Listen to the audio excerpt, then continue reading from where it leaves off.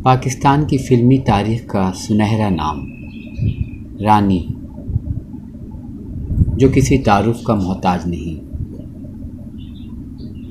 रानी के बारे में कुछ कहना गोया सूरज को चिराग दिखाना है।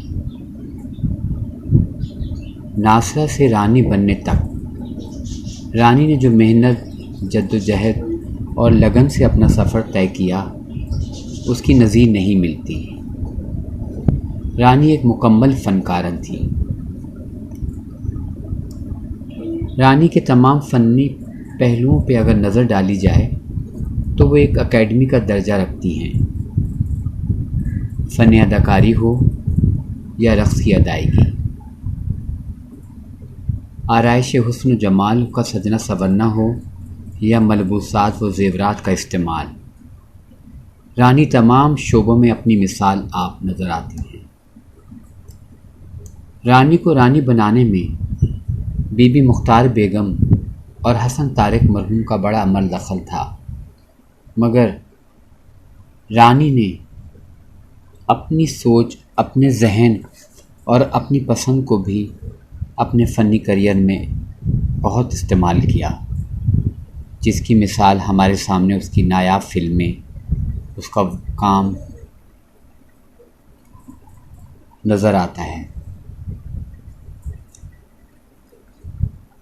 हमने कई बार रानी बेगम पे आर्टिकल लिखे। ख़ास तौर पे हमारा आर्टिकल रानी की अदाकारी, रानी के फ़िल्मों में रक़्स की अदायगी और पहली फ़िल्म से लेके आखिरी फ़िल्म तक रानी के तमाम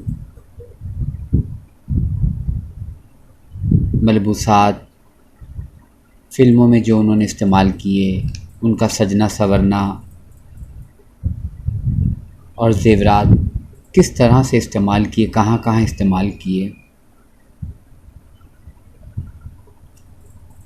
उस पर हमने बड़े भरपूर अंदाज में रोशनी डाली थी और पढ़ने वालों ने इसे बहुत पसंद किया था। अब जबकि हमने यूट्यूब पे अपना एक चैनल बनाया आप देखने वालों के लिए, तो हमारी ये कोशिश है कि जो भी मेरी तहरीर हैं और जो मेरा माजी में जो इन आर्टिस्टों के साथ गुज़रे लम्हात हैं, उनको मैं आपसे भी शेयर करूं। ये तमाम यादें एक ही नशिस्त में तो शेयर करना मेरे लिए बहुत मुश्किल है, लिहाजा मैंने सोचा है कि हर एक नशिस्त में मैं आपसे रानी बेगम के मुख्तलिफ़ पहलुओं पर बात करूँगा। आज जो मैंने रानी बेगम का एक मौजू जो मेरे जहन में था, वो ये था कि मेरी जो उनसे पहली मुलाकात हुई और उस मुलाकात के दौरान हमने जो उनसे बातें की, वो मैं आपसे शेयर करूँ। मैं समझता हूँ कि मेरी खुशनसीबी है कि मैंने जिस आर्टिस्ट को भी चाहा वो मुझे मिला और मेरी सोच से बढ़कर मुझे उनसे प्यार मिला। मुझे ये कहने में कोई आर नहीं कि मैं एक बार उनका फ़ैन बनकर जाता हूँ और जब उनके घर से निकलता हूँ तो वो मेरे फ़ैन होते हैं। उसकी वजह ये कि हमने बेलौस उनकी खिदमत की। पाकिस्तान फ़िल्म इंडस्ट्री का कोई भी आर्टिस्ट हो, मैंने सबको दिल से चाहा और दिल से एहतराम किया। अपने पाकिस्तान फ़िल्म इंडस्ट्री के लोगों के लिए काम किया बेलौस, जो आप सबके सामने यूट्यूब पर भी मौजूद है, फेसबुक पे भी मौजूद है और तहरीरी शक्ल में भी। इंशाअल्लाह बहुत जल्द ये तमाम यादों को मैं एक किताबी शक्ल भी दूंगा, जिसका नाम मैं रखूँगा सुनहरे लोग। वो तो खैर बात की बात है, अभी तो बात हो रही है रानी बेगम की। तो आइए चलते हैं माजी की तरफ कि जब मेरी पहली मुलाकात रानी बेगम से हुई। इस पहली मुलाकात से पहले मैं आपको एक बात बताता चलूँ कि यूँ तो मुझे पाकिस्तान फिल्म इंडस्ट्री के तमाम ही फ़नकार पसंद हैं और मैं उनके काम की कदर भी करता हूँ, लेकिन कुछ आर्टिस्ट ऐसे हैं कि जिन्हें मैं बचपन से यूँ समझो कि जैसे रूहानी एक मोहब्बत होती है, उन्हीं में से एक नाम रानी बेगम का भी है। और मेरी खुशनसीबी कि मेरी उनसे मुलाकात हुई। ये मुलाकात कब और कहाँ और कैसे हुई, तो आइए चलते हैं माजी की तरफ। जिस दौर में मैंने फिल्म इंडस्ट्री में कदम रखा वो बड़ा अरूज का दौर था। बहुत सारी यादें थी जिन्हें मैं कुछ मैं भूल भी चुका हूँ। जो याद आ रहा है उसे मैं आपकी नज़र कर रहा हूँ। रानी बेगम से मिलने की ख्वाहिश तो बचपन से ही थी। फिर ज़िंदगी में एक ऐसा भी मौका आया कि जब मेरी उनसे मुलाकात हुई। जब मैं बारी स्टूडियो में दाखिल हुआ तो उल्टे हाथ पर एक दफ्तर था। मैंने देखा कि रानी बेगम अंदर दाखिल हो रही हैं। वाइट रंग का शलवार कमीज़ पहना हुआ और उनके साथ एक खातून भी हैं। जिस एज में मैं रानी बेगम से मिला, मैं अपने बारे में बताऊं कि मैं बहुत शर्मीला और जैसे डरने वाला और डर डर के बात करना कि न जाने अगला मुझसे कैसी बात करेगा। लेकिन जब मैं देखता था कि वो मुझे अहमियत दे रहा है, मेरी बात का जवाब दे रहा है, तो मेरा ये डर ख़त्म हो जाता था। सो इसी तरह रानी बेगम के साथ भी हुआ। अब मैं सोच रहा हूँ कि रानी बेगम से कैसे बात की जाए, क्योंकि वो किसी फ़िल्म की शूटिंग के लिए आई थी। ये भी होता है कि अक्सर आर्टिस्ट या तो अपने घर से तैयार होकर आता था या फिर वहाँ स्टूडियो में ही दफ्तर होते थे इनके, जिनके प्रोडक्शन वालों के, उसमें वो तैयार होती थी। तो कोई ख़ास ड्रेस होता था या कोई ख़ास कोई आइटम या सॉन्ग या कोई, तो उसके लिए उनको तैयारी वहाँ करनी पड़ती थी। तो मैंने देखा कि रानी बेगम बिल्कुल एक लाइट सा मेकअप किया हुआ था और कोई ऐसे जैसे फ़िल्म के लिए कोई ऐसे वो ना था। बहरहाल मैंने देखा, अभी हम सोच ही रहे थे कि हमीद चौधरी साहब वहाँ से गुज़रे और देखा कि रानी बेगम बैठी हुई हैं। इससे पहले कि हम ऑफिस में दाखिल होते, वो दाखिल होने लगे तो ज़ाहिर है हम रुक गए। दरवाज़े के आगे एक चिक सी डली हुई थी आदि। तो जैसे ही रानी बेगम ने हमीद चौधरी साहब को देखा तो चीख मारी, जैसे कोई बहुत अरसे बाद मिलते हैं या खुश होते हैं। और फिर यकीन जाने उन दोनों की गुफ्तगू मेरे कानों से टकरा रही थी, अपने माजी की, वक्त की, और पता नहीं क्या क्या बातें वो हंसते बोलते कर रहे और कहते लगा रहे थे। अब काफ़ी देर हो गई, हमने सोचा कि अब अगर हम अंदर जाएं तो कैसे जाएं। मुख्तसर ये बताऊं कि हमीद चौधरी साहब अल्लाह बख्शे वहाँ से जब निकले तो मैं जैसे ही रानी बेगम की तरफ बढ़ा तो मुझे देख के चौंकी। मैंने उससे गुजारिश की कि मुझे आपके साथ एक तस्वीर बनवानी है, मैं आपका फ़ैन हूँ।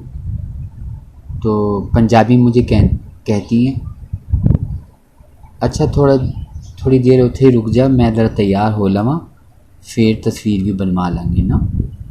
इतने प्यार से उन्होंने कहा कि वो जो अल्फाज हैं आज भी मेरे कानों में गूंजते हैं। ये इतना ही कुछ कहना मेरे लिए तो बहुत एजाज़ की बात थी। मैं थोड़ी देर वहाँ रुक गया। वो थोड़ी देर इतना तवील टाइम था कि शायद रानी बेगम को भी अंदाज़ा ना हो, लेकिन जिसको चाहा जाता है उसके लिए तो ये तवील टाइम और ये इंतज़ार कोई अहमियत, कोई मायने नहीं रखता। इसी दौरान हमने ये भी देखा कि कहीं मुमताज़ बेगम गाड़ी से उतर के जा रही हैं, उनके ड्रेसेस हैं, कोई पीछे से उनके कपड़े पकड़ा हुआ है जो उन्होंने पहनने होंगे, तो कहीं से कोई आर्टिस्ट जा रहा है तो कभी कोई। अब हम सोच रहे हैं कि हम किसके पास जाएं, लेकिन हमें जिससे मिलने की तमन्ना थी, हमारी मंजिल तो वो थी ना। हमने सोचा कि चलें हम इनसे ही पहले बात करेंगे, उसके बाद फिर देखेंगे कहीं और जाने का। मुख्तसर ये कि जब वो तैयार हुई तो उन्होंने आवाज़ दी, फिर हम जाके खड़े हो गए, अपने बारे में बताया कराची का। तो उन्होंने कहा मैं भी कराची में रह चुकी हूँ। बहरहाल रानी बेगम अब तैयार हो चुकी थी। मतलब मुकम्मल तो नहीं, थोड़ा बहुत कमी बेशी थी। उसमें एक ख़ातून थी जो उनकी हेल्प कर रही थी, और मतलब जैसे चीज़ें बनाने में और बालों में क्या लगाना है, ये मेकअप का ऐसे वो तैयार हो रही थी। तो वो बार बार ये कहती, तू इंज कर, एनू इस तरह कर, ए जेह्ड़े मेरे फुल है ना, ए उतों कर। वो मैंने पजेब फड़ाई। इतने मज़े से उनकी पंजाबी ज़बान, हालांकि मुझे तो, मैं पंजाबी तो नहीं, लेकिन ये कि मैं, मुझे याद है कि वो किस तरह ये बातें कर रही। बहरहाल ये वो दौर था कि जब रानी बेगम अपनी ज़ेर तकमील फ़िल्में मुकम्मल कराकर फ़िल्मी दुनिया को खैरबाद कह रही थी। हमने रानी बेगम से जो पहला सवाल किया वो ये किया कि रानी बेगम, क्या वाकई आप फ़िल्म इंडस्ट्री को खैरबाद कह रही हैं? तो हमारी बात सुनकर उन्होंने कहा, कोई आखिरी फ़ैसला भी नहीं, हो सकता है कि फ़िल्म इंडस्ट्री के किसी दूसरे शोबे से अपना नाता जोड़ लूं, लेकिन अभी कोई हतमी फ़ैसला नहीं कि मुझे क्या करना है। हमने शुक्र अदा किया। हमने कहा, नहीं, हम तो आपको काम करता हुआ देखना चाहते हैं। रानी बेगम की पहली फ़िल्म के हवाले से लोग महबूब फ़िल्म कहते हैं, लेकिन हमारी रिसर्च के मुताबिक उनकी पहली फ़िल्म महबूब नहीं। इसके लिए भी एक अगली नशिस्त में इंशाअल्लाह आपको भरपूर तरीक़े से अपनी रिसर्च के और तहकीक के बाद मैंने जो फ़ैसला किया या जो भी मैंने उसका नतीजा निकाला, वो इंशाअल्लाह मैं आपसे शेयर करूँगा कि रानी बेगम की पहली फ़िल्म कौन सी थी। इस हवाले से मैंने बड़ी तहकीक की है, तो इंशाअल्लाह वो अगली नशिस्त में मैं आपसे बात करूँगा। रानी बेगम तैयार थी और ड्रेस जो था वो अभी आने वाला था। उसमें कुछ, क्योंकि एक साहब आए थे, उन्होंने कहा कि अभी टाइम लगेगा। तो इसी टाइम का फ़ायदा उठाते हुए हमने सोचा कि क्यों ना जो हमारे जहन में बातें आ रही हैं उसको मैं पूछ लूँ, क्योंकि ज़ाहिर है जो जिसको चाहता है तो उसके बारे में मालूमात भी वो चाहता है कि वो आर्टिस्ट खुद ही उसको बताए तो ज़्यादा बेहतर होगा। और मेरी मेरी शुरू से ही आदत है कि मैं जो आर्टिस्ट मुँह से कहता है मैं वही लिखता हूँ कि वो क्या कह रहा है। मैं उसके अपनी तरफ से कुछ नहीं लिखता, बस मैं देखता हूँ कि आर्टिस्ट ने जो कहा है, अब वो सही है गलत है, उसके बाद उसको सही करना वो आवाम और हमारा जो भी हमारी राय होती है, बात की बात है। लेकिन उस वक्त जो वो कहता है वो मैं ज़रूर लिखता हूँ। तो मैंने बड़े प्यारे अंदाज में कहा, रानी जी कुछ अपने बारे में बताएं ना कि आप कहाँ पैदा हुई थी। तो रानी बेगम ने मुस्कुराते हुए कहा कि तो सभी लोग जानते हैं कि मैं लाहौर के इलाके मुज़ग में पैदा हुई थी, तो मुझे बचपन से ही डांस करने का शौक़ था। तो मेरे वालिद जो थे मुग़न्नियाँ बीबी मुख्तार बेगम के घर आए जाया करते थे। वो नए नए फ़नकारों की बड़ी हौसला अफजाई किया करती थी, इसलिए मेरे वालिद ने भी मुझे उनके हवाले किया। सो मेरे वालिद ने मुख्तार बेगम की ख्वाहिश पर मुझे मुख्तार बेगम के हवाले कर दिया। वो ये देखना चाहती थी कि मुझ में फ़नकाराना सलाहियतें क्या हैं। वो मुझे गुलकारा बनाना चाहती थी, जैसे कि उन्होंने पहले भी नसीम बेगम और दीगर लोगों को बनाया। तो वो चाहती हैं कि मैं भी सिंगर बन जाऊं, लेकिन ये कि बनने आए थे लेकिन एक्टिंग की दुनिया में आ गए। फिर एकदम से वो अपनी जो मेकअप आर्टिस्ट थी उनसे कुछ मुखातिब हुई, कोई बात करने लगी, वक्फ़ा हुआ। फिर हमने बताया कि आपके कितने बहन भाई? तो उन्होंने कहा, हम 2 बहनें हैं, हमारा कोई भाई नहीं। और तो मैंने कहा, आपकी बहन का नाम और आपका असली नाम? तो मेरी बहन का नाम मोमिना है और मेरा नाम नासरा, मुझे इसी नाम से पुकारा जाता है। वैसे मेरी माँ मुझे अपने बेटों की तरह समझती थी, क्योंकि हमारा कोई भाई नहीं था, तो मैं भी उनको यही कहती थी कि मैं आपका बेटा हूँ। हमने सवाल किया मुख्तार बेगम ने जो आपकी फ़नी तरबियत की, कुछ उस बारे में भी बताएं। तुम रानी बेगम ने कहेंगी, तुम क्या कोई किताब लिखोगे क्या? मैंने कहा नहीं, बस मैं अपनी यादों में इसको लिखूँगा, क्योंकि मैं आपके बारे में जानना चाहता हूँ। ज़ाहिर है जो किसी को चाहता है तो उसके बारे। तो रानी हंसने लगी। उन्होंने कहा कि मुख्तार बेगम अपने दौर की बड़ी मुग़न्नियाँ थी, तो सभी को पता है, और मुझे गुलकारा भी बनाना चाहती थी, मगर मेरी आवाज़ में वो गुलकारी वाली सज़ा नहीं थी। तो उन्होंने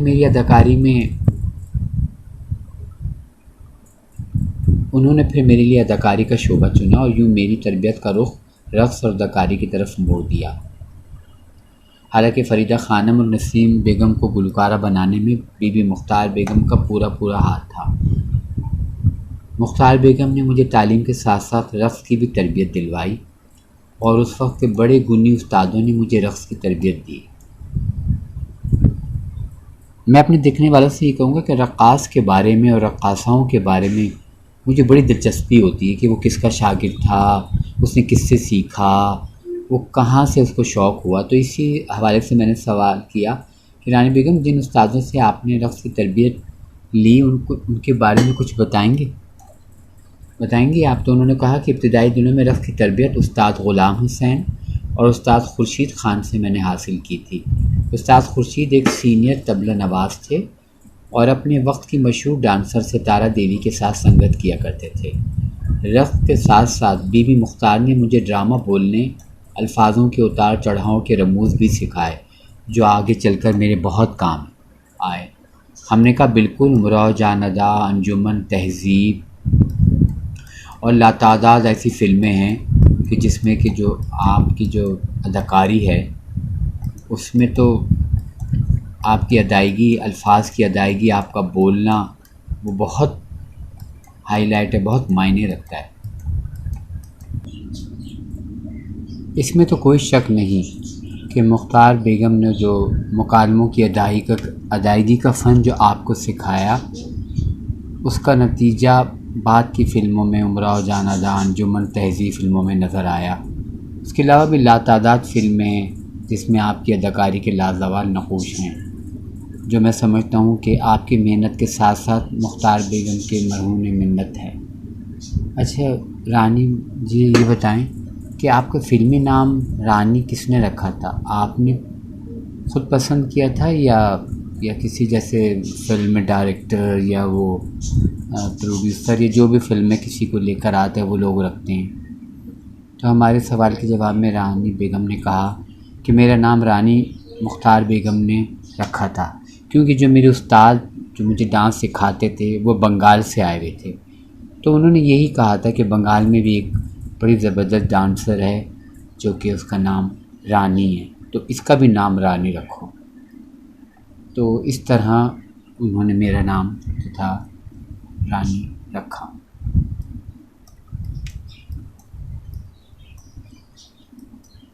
रानी बेगम ने, हम जिस तरह हम सवाल कर रहे थे कि, तो रानी बेगम बहुत खुश हुई और उनको बड़ा अच्छा लगा कि जिस अंदाज़ और जिस दिलचस्पी और लगाव से मैं उनसे बातें पूछ रहा था, तो वो भी खुश होकर और दिल से हमारी बातों का जवाब दे रही थी।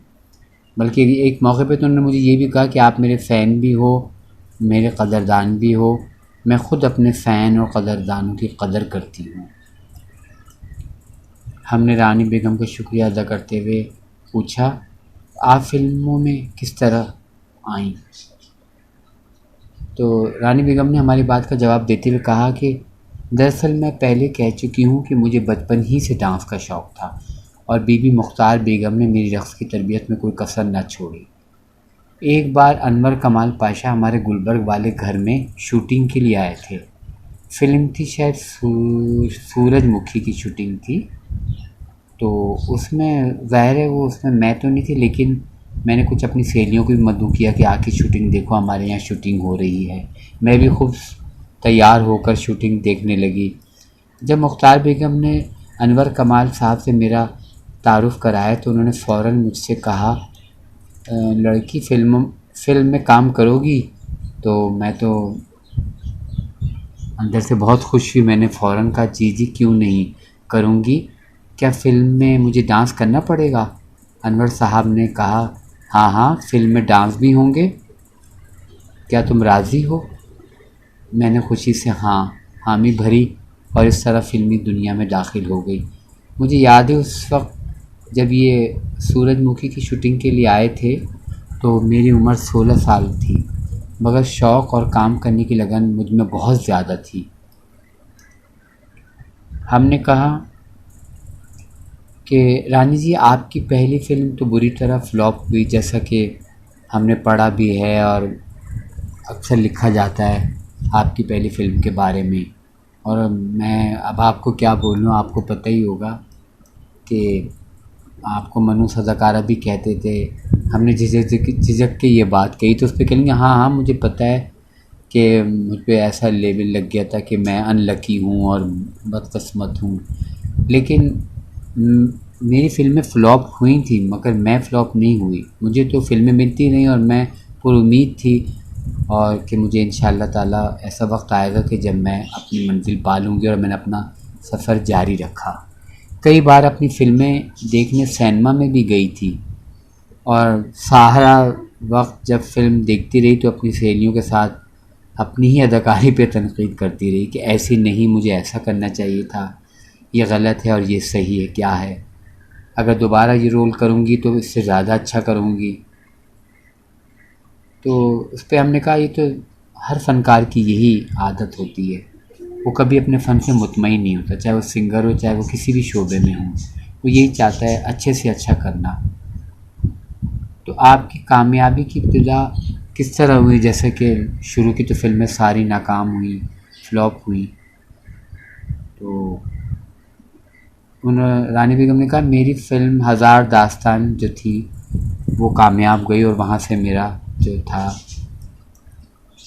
रुख बदला और अल्लाह ताला ने मुझे इज़्ज़त दी। उर्दू के साथ साथ मैंने पंजाबी में भी फ़िल्में की। तो हमने फ़ौरन उनसे पूछा आपकी पहली पंजाबी फ़िल्म कौन सी थी? तो उस पर रानी बेगम हंसते हुए बोली मेरी पहली पंजाबी फ़िल्म गूंगा थी। क्योंकि मेरी मादरी ज़बान भी पंजाबी है तो मुझे बड़ा अच्छा लगा पंजाबी बोल के। मगर फ़िल्म चंद मखना जो थी वो मेरी कामयाब फ़िल्म थी। उस ज़माने में उर्दू और पंजाबी फ़िल्मों के अदाकार अलग अलग हुआ करते थे, मगर मेरी खुशकिस्मती कि मैं दोनों में कामयाब रही, उर्दू में भी और पंजाबी में भी, और दोनों में ही मैंने बड़े जो रोल और जो काम किया वो सब आप लोगों को पता ही है, मैं समझती हूँ।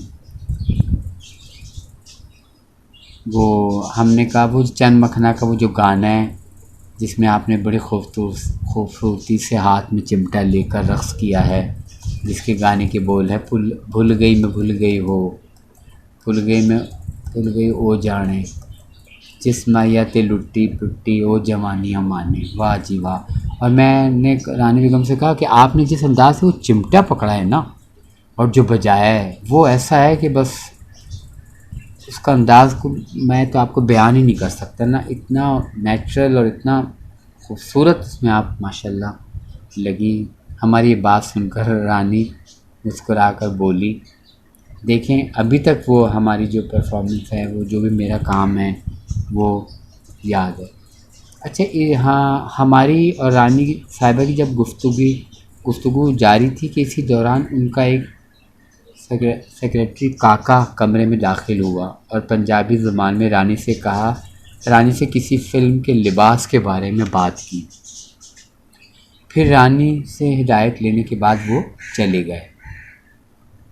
शायद वो किसी ड्रेस के बारे में कुछ पूछना चाह रहे थे, जिस पे रानी साहिबा ने उनको समझाया, क्योंकि मैंने आपको बताया था ना कुछ अभी ड्रेस के आने में ताख़ीर थी, तो इतना हमें वक्त भी मिल गया कि हमने अपने दिल के अरमान पूरे किए और अंदर से दिल में दुआ कर रहे थे अल्लाह मियां अब कोई ना आए जब तक हमारी बातें ना हो जाए। खैर हमने दोबारा अपनी गुफ्तगू का आगाज़ किया। हमने कहा रानी जी देखें इस बात से तो इनकार नहीं किया जा सकता कि आपके फ़नी सफ़र में मुख्तार बेगम और हसन तारिक साहब का बहुत बड़ा हाथ है आपकी। तो फ़ौरन ही अभी हमारी बात पूरी भी नहीं, उन्होंने कहा नहीं बिल्कुल सही कहा आपने, दोनों ही मेरे लिए बड़े काबिल एहतराम हैं। जब मैंने हसन तारिक की फ़िल्म यतीम में एक नौजवान लड़के का रोल अदा किया था तो वो मेरे काम से बहुत मुतासिर थे। ये बहुत पहले की बात है। फिर आगे चलकर मुझे लातादाद फ़िल्में मिली और मैंने जो काम किया वो आपको पता ही है। फिर हमने कहा रानी बेगम आगे चलकर तो आपने लातादाद किरदार अदा किए जो कि भुलाए नहीं जा सकते, लेकिन फ़िल्म अंजुमन का एक डायलॉग उफ़ अल्लाह हम तो कुछ कह भी नहीं सकते बहुत मशहूर हुआ। कुछ इस फ़िल्म की बात हो जाए। हंसते हुए बोली, फ़िल्म अंजुमन ख़ास तौर पर हसन तारिक साहब ने मेरे लिए लिखवाई थी और मैंने भी दिल लगा कर और मेहनत से इस किरदार को निभाया। इसमें मेरी अपनी भी एक बहुत गहरी रज़ामंदी थी क्योंकि मैं ऐसा ही काम और ऐसे ही किरदार करना चाहती थी, क्यों जिसमें डांस भी हो, जिसमें मुकालमों की अदायगी हो, जिसमें अदाकारी का मार्जिन हो। वो मुझे ऐसा मौका मिल गया तो मैंने भी अपना दिल से इसमें जान मार के काम किया और मेरे तमाम रक़्स जो हैं आवाम ने बहुत पसंद किए। इस फ़िल्म के बाद मेरे दिल में खूब से खूब तर की तलाश शुरू हुई। फ़िल्म उमराव जान अदा, तहज़ीब, किनारा वग़ैरह तख्लीक़ हुई। रानी बेगम, अभी आपने फ़िल्म उमराव जान अदा और तहज़ीब, किनारा वग़ैरह का ज़िक्र किया, तो फ़िल्म उमराव जान अदा में भी आपको भारत में पेशकश हुई थी कि भाई, फिर आपने इनकार कर दिया। कुछ इस बारे में बात हो जाए। लेकिन दरअसल किरदार कोई भी हो वो एक ही बार होता है, बार बार नहीं होता। और बाद में रेखा ने भी मेरी अदाकारी को सराहा था। एक बार ऐसा हुआ कि मैंने अपना पसंदीदा फ़िल्म के गाने दोबारा अपने घर में फ़िल्म बंद करवाए। फ़िल्म उमराव जान अदा का गाना जो बचा था वो लुटाने के लिए आए हैं, जिसके डांस मास्टर सदीक़ थे, उनकी खिदमत हासिल की गई, मगर गाने में वो बात ना आ सकी और वो प्रोजेक्ट नामुकम्मल रह गया। तो कहने का मकसद ये है कि जो भी काम एक बार हो जाए वो बार बार नहीं अच्छा हो सकता। हालांकि हसन तारिक ने फ़िल्म शहीद का रीमेक बनाया मगर वो बात ना आ सकी। अगर मुसरत नज़ीर भी दोबारा ये किरदार करती तो वो बात नहीं आ सकती थी जो कि पहली बार होती है। कोई भी हो, चाहे मैं हूँ चाहे दूसरा आर्टिस्ट हो, किरदार सिर्फ एक बार ही तख्लीक़ होता है, बार बार नहीं। और अगर दूसरी बार भी वो हिट हो जाए तो बहुत बड़ी बात है, बड़ी खुशनसीबी की बात है।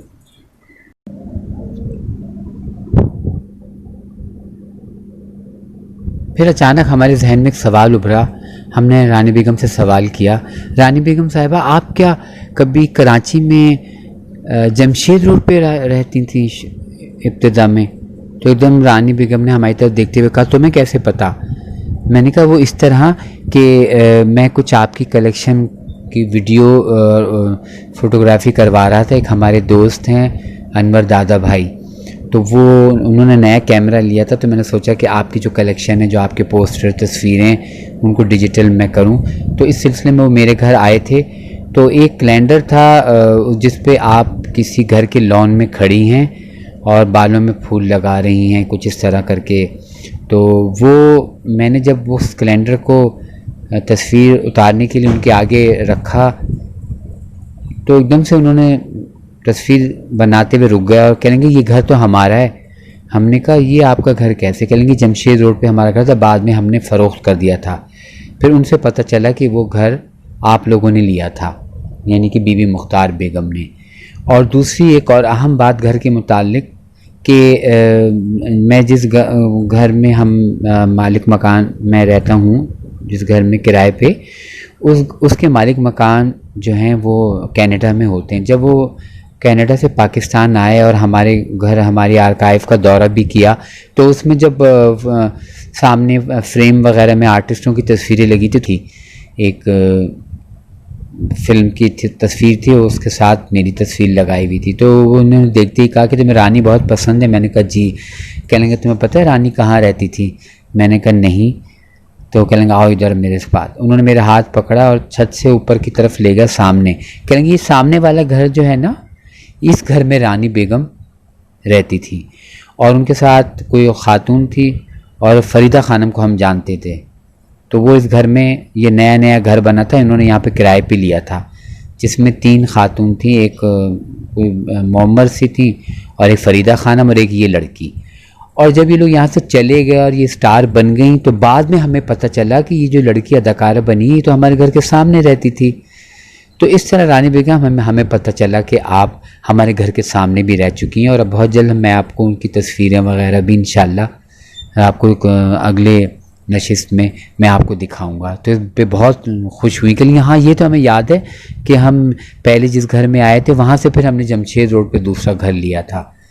तो ये भी देखें कितनी मालूमात है। जो जिसको चाहता है ना, उसको उसकी मंजिल और उसके जो चाहते होती हैं वो खुद ब खुद उसके सामने आती रहती हैं।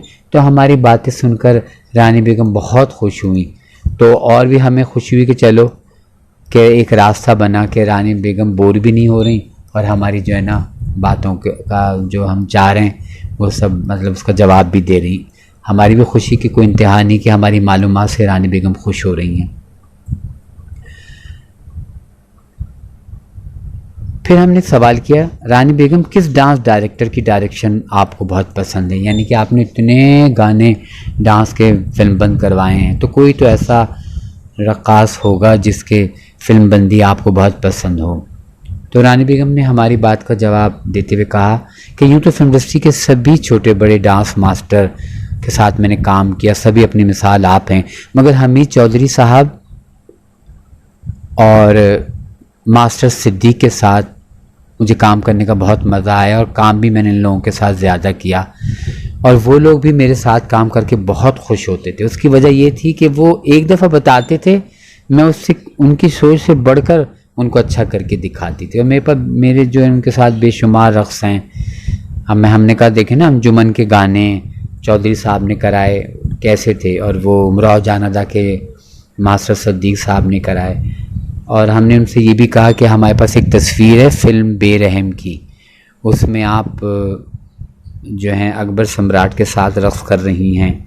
तो एक बेगम जान की तस्वीर है, उसमें आप हमीद चौधरी साहब के साथ रक़्स कर रही हैं। तो उस बात पे आते हैं तो बहुत हैं इतने, लेकिन ये कि मुझे इन लोगों के साथ ज़्यादा मतलब काम करके मज़ा आया। हमने फिर अगला सवाल किया कि आजकल के फ़नकारों का आपस में जो मेल मिलाप है और कल के जो फ़नकारों का मेल मिलाप था, उस बारे में आप क्या कहेंगी? तो हमारी बात का जवाब देते हुए कहा कि आज के फ़नकारों से तो मेरा इतना वास्ता नहीं है, सब इज़्ज़त करते हैं, मिलते हैं।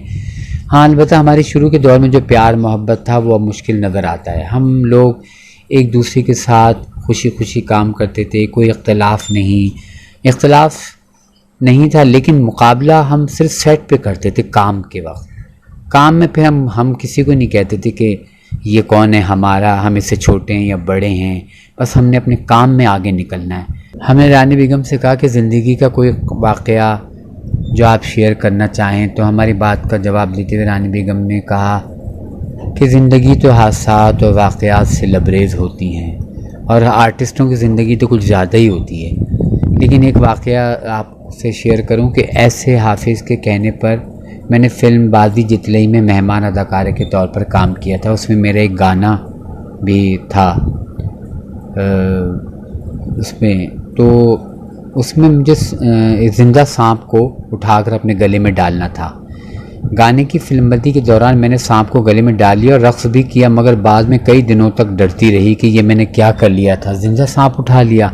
हालांकि मैंने उसको कई बार देखा था सांप को रिहर्सल से पहले, तो मैं बहुत डरती हूँ। तो उस पर हमने एकदम से कहा कि भाई सांप की जहाँ तक बात आई तो नाचे नागिन बाजे बीन में भी आपने सांप के दरमियान काम किया, नागमुनि में किया, नागो नागन वगैरह में आपका सांपों से वास्ता रहा, मगर ये जोगन वाला सांप जो है ना, ये बड़ा मतलब यादगार रहा, आपको याद आया और आपने इसी को याद रखा।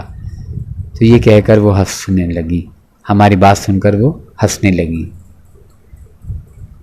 फिर हमने रानी बेगम से कहा, वैसे तो कि आपकी परफॉर्मेंस सांप के अलावा हाथी बंदर से भी हुई, और वो देखो ना फिल्म हाथी में जो वो फिल्म थी दारा, उसमें आपका एक गाना था हाथी पर बैठकर, और वो दिल दियाँ लगियाँ, बंदर के हमरा गाना। तो ये चीज़ें तो ऐसी हैं कि आपकी किरदार निगारी, आपका काम, आपका जोश वलवला, ये अंदर से जो इंसान का जो जोश होता है, लगन होती है ना, ये वो सब कुछ करवाता है। तो हमारी बातें सुनकर रानी बेगम बहुत महसूस हो रही थी। हमारी दिलचस्पी और रानी से लगाव को वो बहुत अच्छी तरह महसूस कर रही थी। किसी भी सवाल के जवाब को टाल मटोल से काम नहीं ले रही थी, बल्कि ऐसा लग रहा था कि जैसे मैं सवाल करता रहूं और वो जवाब देती रहीं। सवालों के जवाबात के साथ साथ वो अपनी फिल्म ठग बादशाह की ज्वेलरी बॉक्स को भी खातून के साथ खोल खोल कर इंतखाब कर रही थी कि अगली सीन में कौन सा जेवर होगा और लिबास का कलर कैसा होगा। इसके लिए तुम ऐसा करो, इसको निकाल लो और इस जेवर को फ़लाँ फ़लाँ ड्रेस के साथ। वो उस खातून से मतलब बातें भी करती जा रही थी। बड़ा खूबसूरत एक लम्हा था, ना भूलने वाला, मेरी यादों का हसीन तरीन याद। इतना यादगार वक्त था कि दिल चाह रहा था कि वक्त थम जाए और ये सिलसिला चलता रहे। फिर हमने उमराव जानवर के हवाले से बात करते हुए रानी बेगम से कहा कि कोई बात शेयर करें इस फिल्म के हवाले से। तो कहने कि याद तो ये है कि भाई मेरे लिए तो ये बहुत बड़ी फिल्म है मेरे फ़नी करियर में। तो मैं आपको एक बात बताऊं कि वो जो आखिरी गाना था, जो बचा था वो लुटाने के लिए आए हैं।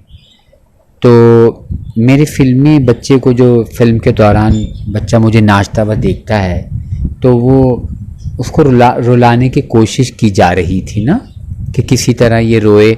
तो फिर वो रोने का सीन जो है ना, वो हसन तारिक साहब उसको फिल्म बंद करें। तो लेकिन ये कि वो बच्चा रो ही नहीं रहा था।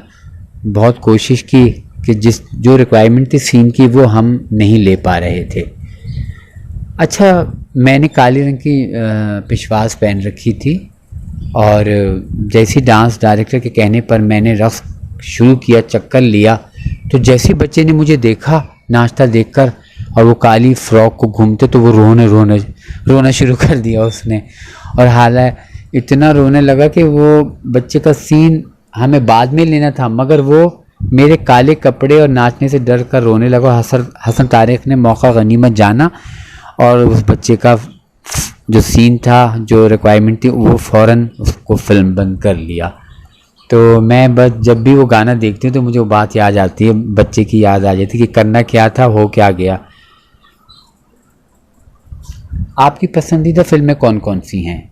मेरी पसंदीदा तो फिल्में सभी हैं, क्योंकि मेरी हर फिल्म में मेहनत लगन शामिल है। ख़ास तौर पर सुरैया भोपाली, बेगम जान बहुत पसंद है। फिल्म सुरैया भोपाली के लिए 1.5 माह मुकालमों की अदायगी सीखती रही। 1.5 माह, हमने कहा 1.5 माह जी, ताकि किरदार में जान पड़ जाए। फिल्म बेगम जान का किरदार भी मेरे कहने पे आगा साहब से लिखवाया गया था, क्योंकि उस ज़माने में कपड़ा बेचने वाली पठान औरतें अक्सर घरों में आया करती थीं। उनका ये रूप मुझे इतना अच्छा लगा, ख़ासकर उनके लिबास और ज़ेवरात और बोलने का मासूमाना अंदाज़। तो फिर मैंने ये ज़िक्र किया, तो हसन तारिक साहब ने मेरे लिए ये लिखवाया। और फिर बेगम जान के किरदार को मैंने जिस तरह निभाया, और मुझे बेगम जान में काम करने का बहुत मज़ा आया। तो उस पर हमने ये कहा कि बेगम जान फिल्म तो रीमेक भी थी ना, नींद फिल्म का, वो भी हसन तारिक साहब की थी। तो उसमें तो मैडम नूरजहां वो कोयला चुनने वाली थी। कहेंगे जी जी, इसी तरह था। ये सब उन्हीं का काम है, हसन तारिक साहब का। उन्होंने ही सारा कुछ किया, मेरे किरदार को इसको कन्वर्ट किया, मुझे कपड़ा बेचने वाली का बना दिया। क्योंकि उस ज़माने मैंने आपको बताया ना, कपड़ा बेचने वालियाँ घरों में आया करती थीं और दरवाजे बजा बजा के। फिर वही सीन सारा कुछ हमने देखा, सब किया, उनके डेरों पे भी गए, सब कुछ उसको फॉलो किया मैंने। उसके बाद मैंने इस किरदार को अदा किया। मैं अपने देखने वालों से एक बात भी शेयर करता चलूं और एक आपको मालूमात भी दूं जो मैंने तहकीक की, कि इंडिया की जो कोरियोग्राफ़र हैं सरोज खान साहिबा, उन्होंने भी रानी को एक रक़्स की फिल्मबंदी करवाई। और वो किस तरह करवाई कि इंडिया जाते हुए कोई फ़नी वजूहात की बिना पे उनको पाकिस्तान में रुकना पड़ा। तो राखन जो थे हिदायतकार, उनके मरासिम बड़े अच्छे थे इकबाल यूसुफ साहब से। जो जोश के, जिन्होंने जोश फिल्म बनाई थी, इकबाल यूसुफ साहब, तो उनकी मार्फत से वो जब उनसे मिले, उनको पता चला कि सरोज खान भी साथ हैं, तो उन्होंने कभी मेरी तो फिल्म हो रही है, बन रही है, और उसका एक गाने सब हो गए, एक गाना रह गया, बस अब सरोज खान से कहो कि तुम करो। तो सरोज खान साहिबा राज़ी हो गई और उन्होंने फिल्म जोश का एक गाना रानी को पिक्चराइज करवाया और रानी के फ़न के बारे में बहुत बहुत बातें की उन्होंने, बहुत मुतासिर हुई रानी के फ़न से। ज़ाहिर है ये तो कहने वाली बात ही नहीं, रानी फ़न के लिहाज से, रक़्स के लिहाज से, अदाकारी के लिहाज से किसी से कमतर नहीं, बकौल रानी के कि वो बहुत मुतासिर हुई थी और बहुत मेरी माजी की जो फ़िल्में थी उनको याद थी, उसके बारे में भी काफ़ी बातें उन्होंने बताई थी, सरोज खान ने उनको। हमने रानी बेगम से सवाल किया कि फ़िल्मी दुनिया में आपने इतना भरपूर और मसरूफ़ दौर गुजारा, तो इस दौरान आपकी एक ही औलाद राबिया हसन की परवरिश किस तरह की आपने, और मैंने सुना है आपकी वालदा ने उनकी तरबियत की, इस बारे में कुछ बताइए। तो रानी बेगम ने मेरी बात का जवाब देते हुए कहा कि मेरी वालदा इकबाल बेगम ने रानी राबिया को बहुत अच्छे तरीके से संभाला और बेइंतहा प्यार दिया। मैं समझती हूँ कि वो मेरी वालदा जो थी ना, वो राबिया की माँ थी, क्योंकि ज़्यादातर जो काम वक्त था वो राबिया का मेरी नानी के साथ गुजरा, क्योंकि मेरा तो काम तो आपको पता ही है, मेरे पास तो सर खुजाने की फुर्सत ही ना थी, मगर राबिया की हर ज़रूरत और आराम मेरी पहली तरजीह थी और मैंने सब कुछ राबिया के लिए किया कि इसको कोई तकलीफ़ ना हो। मेरी वालदा ने राबिया को मुझसे बढ़कर चाहा। तो हमने इस पे कहा कि राबिया ने कभी आपकी फ़नी ज़िंदगी पर कभी कोई बात की, जैसे आप फिल्मों में काम करती हैं, आपका कोई काम देखा, कोई फ़िल्म देखी? तो हमारी बात का जवाब देते हुए कहा, अव्वल तो उसको फ़िल्मों से कोई दिलचस्पी नहीं, वो ज़्यादातर अपनी पढ़ाई में मसरूफ़ रहती है। कभी कभी अपने ड्रेस या ज़ेवरात के बारे में उससे राय ले लेती हूँ। मेरी और मेरी वालिदा की ख्वाहिश है कि जल्द अज जल्द राबिया की शादी हो जाए, ये मेरी भी बड़ी ख्वाहिश है, आगे अल्लाह की मर्ज़ी है। मैं तो ये चाहती हूँ, कौन नहीं चाहता कि उसकी औलाद अपने घर की हो जाए, तो ये ऐसी ख्वाहिश मेरी भी है। तो हमने कहा इंशाअल्लाह ज़रूर अल्लाह ताला आपकी ये ख्वाहिश पूरी करेगा। ज़िंदगी में सबसे ज़्यादा आप किससे प्यार करती हैं? रानी बेगम ने अपनी उंगलियों में से अंगूठी को सही करते हुए कहा, मुझे अपनी वालिदा से बहुत प्यार है, उन्होंने मेरे लिए बड़ी क़ुरबानियाँ दी हैं और राबिया को टूट कर चाहती हूँ, क्योंकि मेरी वाहिद औलाद है। मेरे वालिद ने भी मेरा बड़ा साथ दिया है, जो मेरे वालिद साहब हैं, हक़ साहब, मेरे तमाम रुपए का लेन देन, हिसाब व मामलात उन्होंने बड़ी खुशसलूबी से निभाए हैं, ईमानदारी से। ऐसा तो जैसे सगा बाप होता है, ऐसे उन्होंने मुझे प्यार दिया। ऐसे बहुत कम लोग होते हैं जैसे मेरे वालिद हक़ साहब ने मेरे साथ दिया और बाप होने का हक़ अदा किया। इस बात पे रानी बेगम बहुत सीरियस सी हो गई थी। तो हमने अगला सवाल किया, कौन सा वक्त याद आता है आपको?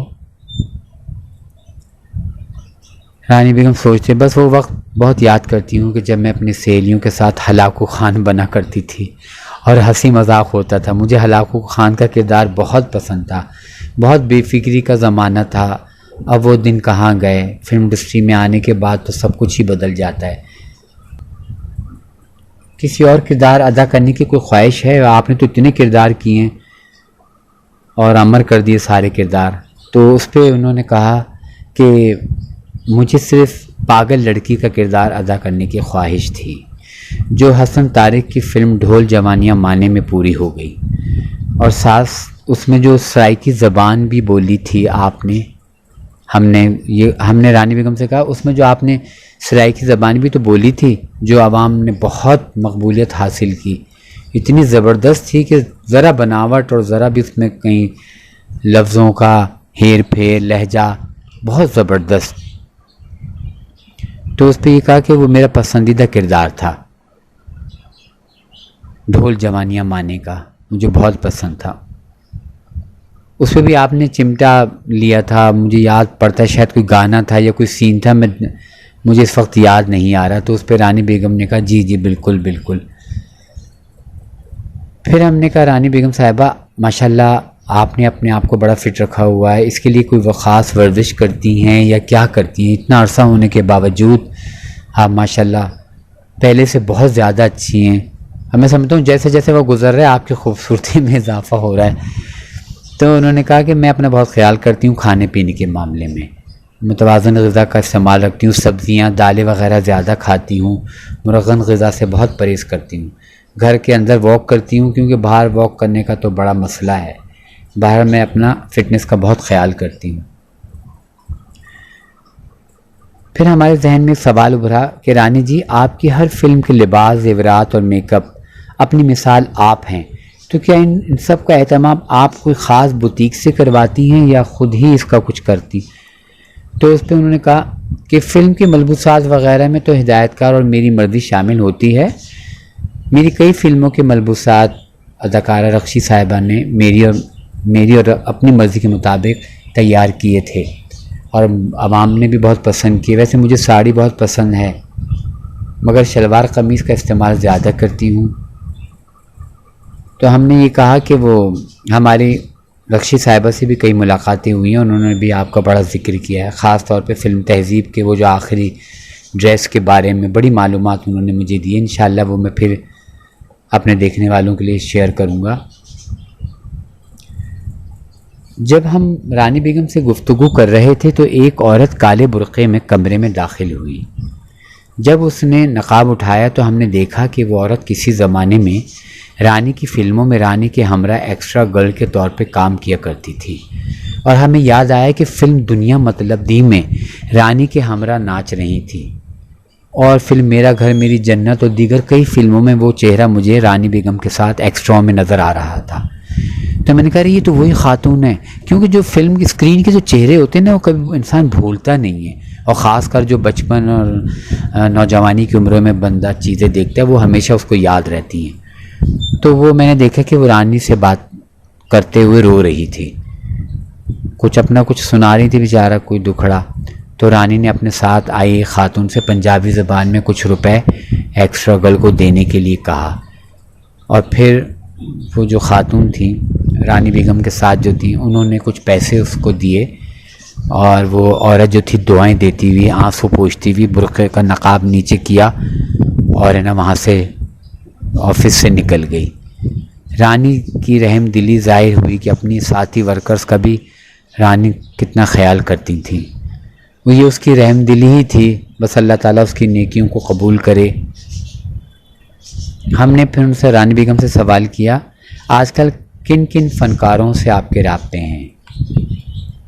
तो रानी बेगम ने कहा कि आजकल वक्त बहुत कम मिलता है, कहीं आऊँ जाऊँ, थोड़ा वक्त मिला तो घर की आराइश और देखभाल में लग जाती हूँ।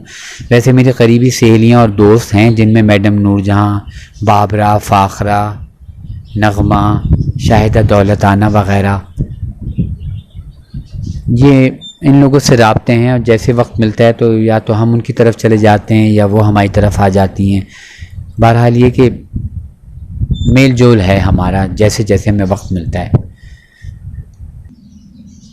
हमने रानी बेगम से कहा कि जैसे आपने बताया कि अभी आपकी इन फ़नकारों से दोस्ती है, तो इन दोस्तियों के साथ साथ मैं आपको एक और अहम बात बताऊं, शायद आपको इसका इल्म हो या ना हो, लेकिन मैं जो आप पे रिसर्च कर रहा हूँ, जो तहकीक कर रहा हूँ, तो उसके मुताबिक जैसे माजी की फ़िल्म थी अंजुमन, उसमें जो गाना था इजहार भी मुश्किल है चुप रह भी नहीं सकते, उसका सारा जेवर फ़िल्म उमराव जानदा के गाने माने ना बैरी बलमा में अदाकारा आसिया ने पहना।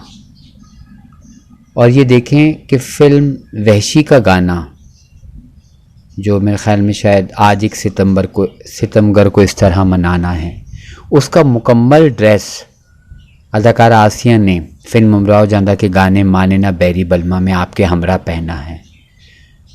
यानी कि फ़िल्म वहशी का ड्रेस आसिया ने पहना इस गाने पे, और इसी गाने पे फ़िल्म उमराव अंजुमन का जो इजहार भी मुश्किल है वाला सारा जेवर आसिया ने पहना।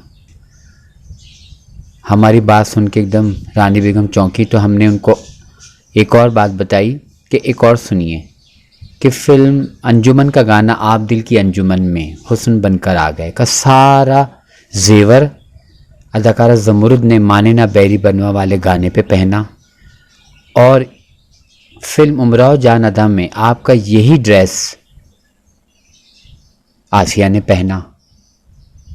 तो ये उस ज़माने की मोहब्बतें थी कि आर्टिस्ट भी एक दूसरे की चीज़ें, जेवर, कपड़े पहन लिया करते थे, इतनी मोहब्बतें थी। अब तो वो चीज़ें ही ख़त्म हो गई हैं। अब तो एक एक सीन के लिए लोग ऐसे ड्रेस और डिज़ाइनिंग और मेकअप, पता नहीं क्या क्या ज़माना कहाँ से कहाँ चला गया है।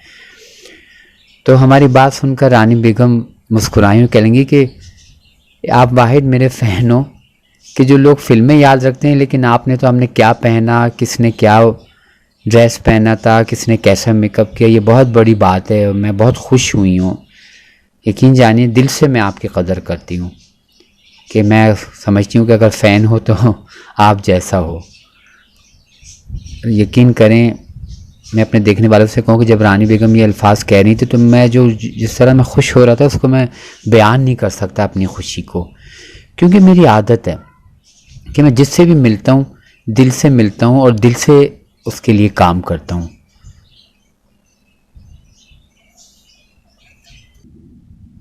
हम जब भी किसी आर्टिस्ट का इंटरव्यू करते हैं तो उसके मुलाकात के दौरान ही हमारे जहन में सवालात उभरते रहते हैं और उनके बारे में जो मालूमात होती है वो ख़ुद ब खुद हमारे जहन में आने लगती है। तो अचानक हमारे जहन में एक ख़्याल आया धमाल का, और हमने रानी बेगम से सवाल किया, रानी बेगम जैसे काफ़ी अदाकाराओं पे धमालें फिल्माई गई और मकबूल भी हुई, तो आप पर फिल्माई गई धमालें तो आपको कौन सी पसंद है? जैसा कि फ़िल्म इश्क न पूछे ज़ात में हक़ बाहू बेशक बाहू, और फिर ये आपकी ब्लैक वारंट की जो धमाल थी लाल मेरी पत जो महनाज की आवाज़ में थी। इसके अलावा मुझे कुछ याद पड़ता है कि फ़िल्म ढोल जवानियाँ माने में भी आपकी कोई इसी तरह की कोई धमाल टाइप की एक गाना तो अभी मेरे जहन में नहीं आ रहा, तो आप कुछ बताएंगे इस बारे में? तो उन्होंने कहा कि धमालें तो मेरी जो थी वो इश्क न पूछे ज़ात वाली जो वो ज़्यादा मकबूल हुई थी, लेकिन उसमें मेरा कोई, मैं तो लंगड़ी थी तो उसमें मेरा कोई डांस का वो धमाल का कोई इतना मुझे मौका नहीं मिला। लेकिन मैडम रूजा की आवाज़ से मुझे याद आया, आपने सही कहा, वो बहुत मतलब मकबूल हुई, लेकिन जो धमाल का मार्जिन था परफॉर्मेंस का वो मुझे ब्लैक वारंट में ज़्यादा मिला मौका। बाकी वो मुझे याद नहीं है ढोल जवानियाँ मानने की ना। अब मैं अपने देखने वालों से इजाज़त चाहूँगा, इस उम्मीद पर कि अगर इसमें कोई गलती या कोई बात आपको नागवार गुजरी हो तो माफ़ कीजिएगा। इंशाअल्लाह बहुत जल्द रानी की मुकम्मल बायोग्राफ़ी के साथ आपके खिदमत में फिर हाज़िर होऊंगा, जिसमें रानी बेगम की इब्तिदा से आखिर तक के वाक़यात, उनके कारकर्दगी, लिबास, उनकी फ़िल्में, उनकी किरदार निगारी, उनकी घरेलू ज़िंदगी, उस सब पे भरपूर तरीक़े से रोशनी डालूँगा, क्योंकि मैं इस पे तहक़ीक़ कर रहा हूँ और मेरी ये तहक़ीक़ 99% मुकम्मल हो चुकी है।